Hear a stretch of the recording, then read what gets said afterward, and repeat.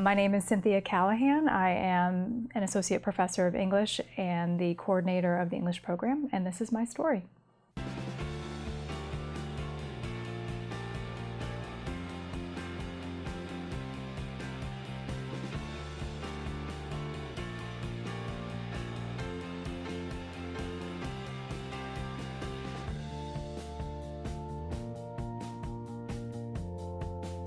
I remember mentioning, just disclosing in class one time, really, I think maybe my first year here, that I had been adopted at birth. My birth mother didn't think she could raise me, and so she arranged a private adoption, and it was, sort of one of those things of like, well, this is the best solution that we can have. And a student followed me back to my office and sat down, and she said, "I'm so glad you said that, because I was a birth mother and I gave up my child for adoption when I was 16, and it's such a relief to see you, and you're so successful." Just that kind of disclosure and passing had this huge effect on this person that I would never have known that she had that identity if I hadn't said it. What does it mean to feel like you belong but you don't belong?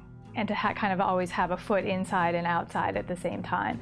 That is something that I've applied to lots of other experiences. And so I have a happy family and a good relationship with the family that raised me, and they are my real family. And so all of those things are fine, but nevertheless, it does it's a different situation than other people's families. And that difference is part of my identity. It's always something that's like a touchstone for me of things that other people assume to be normal are not normal for me. But I do think it has created a lot of empathy on my part to think a lot about how they feel and then meet them at that level. But also not to be afraid to share. And I think that's something that being at OSU Mansfield has changed for me, is not being as guarded about my personal experience and my personal life